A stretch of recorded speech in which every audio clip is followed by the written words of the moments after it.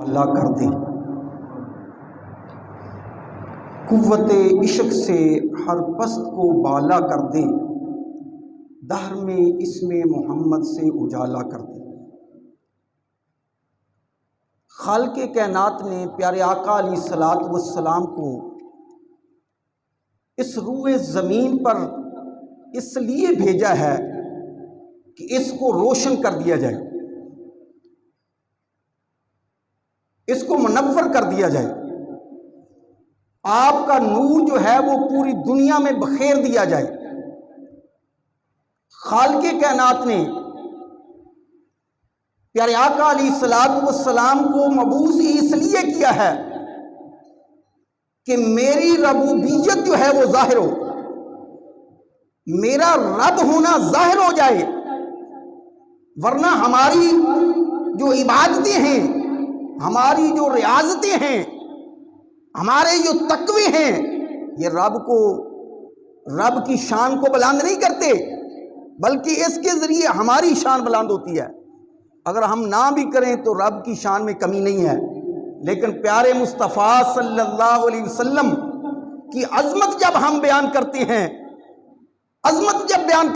تو رب کی شان خود بخود بلند ہوتی چلی جاتی ہے کہ وہ ذات جس نے ایسا رسول بھیجا جو تمام انبیاء کی سے اعلیٰ ہے، عرفہ ہے، امام الانبیاء ہے۔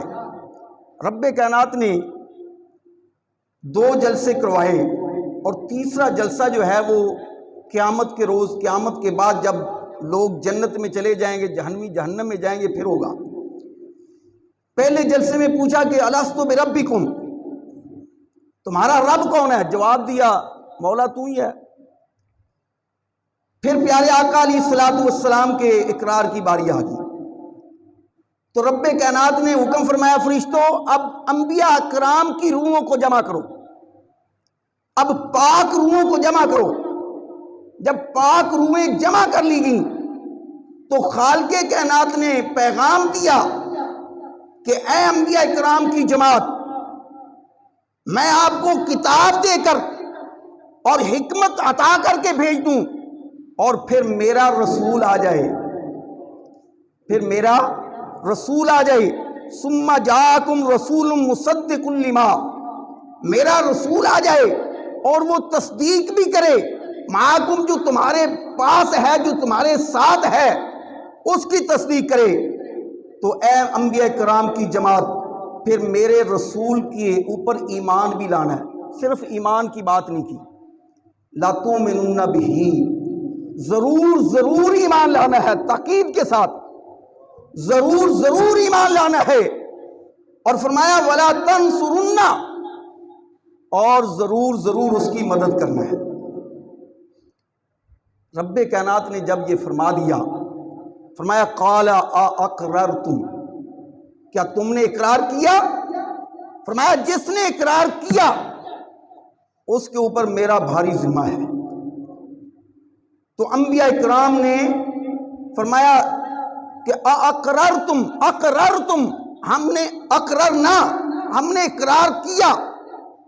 اقررنا کا صیغہ جمع کا صیغہ بول کر متکلم ہے، اقررنا، ہم نے اقرار کیا، مولا ہم نے اقرار کیا کہ ہمارے ہوتے ہوئے یا ہمارے شریعت میں آئے پیارے مصطفیٰ صلی اللہ علیہ وسلم، تو ہم اس پر ضرور ایمان بھی لائیں گے اور اس کی مدد بھی کریں گے۔ اب اقرار ہو گیا تو خالق کائنات نے فرمایا پھر گواہ ہو جاؤ، میں بھی تمہارے ساتھ گواہ ہوں۔ اب اقرار ہو گیا آمد مصطفیٰ کا۔ اب اس آیہ مقدسہ میں پیارے آقا علیہ الصلوۃ والسلام کی آمد کا ذکر ہے، حضور علیہ الصلوۃ والسلام کی آمد کا ذکر بھی ہے، اور مقام نبی آخر الزمان کا ذکر بھی ہے، اور ساتھ فضائل رسول بھی ہیں۔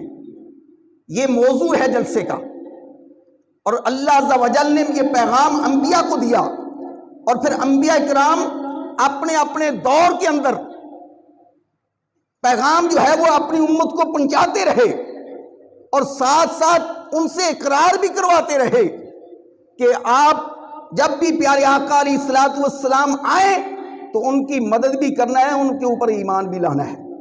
حضرت آدم علیہ السلام سے لے کر حضرت عیسیٰ علیہ السلام تک تمام انبیاء علیہ السلام اپنی اپنی امت کو یہ دعوت دیتے رہے، یہاں تک کہ حضرت عیسیٰ علیہ السلام نے تو یہاں تک فرما دیا مبشرم برسولی یاتی من بعدی اسمہ احمد، اے لوگوں میں تجھے خوشخبری سناتا ہوں، تمہیں میں بشارت دیتا ہوں ایسے رسول کی جو میرے بعد آئے گا اور اس کا نام احمد ہوگا، اس کا نام احمد ہوگا، سب سے زیادہ حمد کرنے والا۔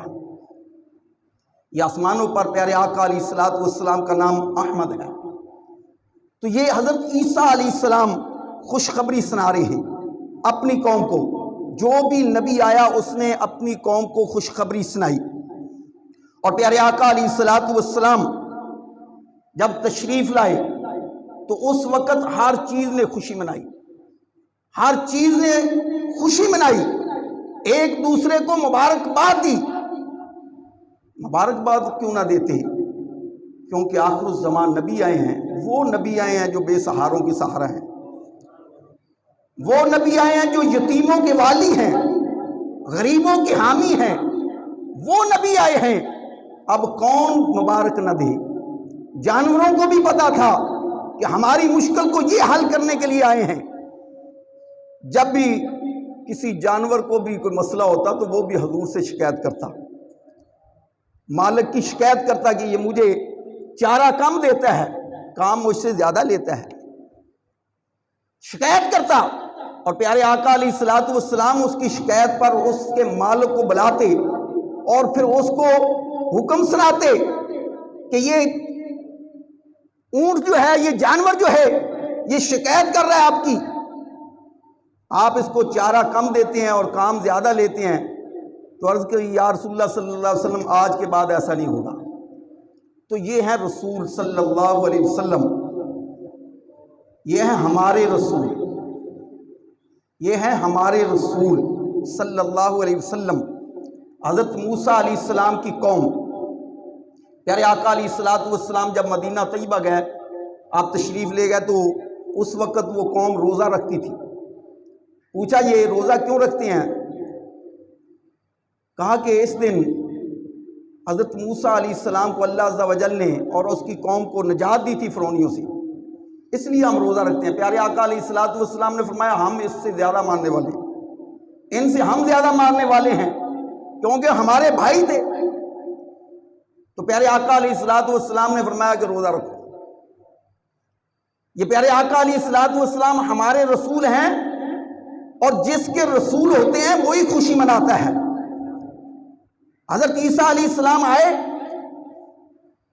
اور آ کر اللہ عز و جل سے دعا کی، مولا اگر ہمیں آسمان سے کھانا مل جائے، آسمان سے دسترخوان مل جائے، آسمان سے پکا پکایا کھانا اتر آئے، تو وہ دن جو ہے وہ ہمارے لیے عید کا دن ہوگا۔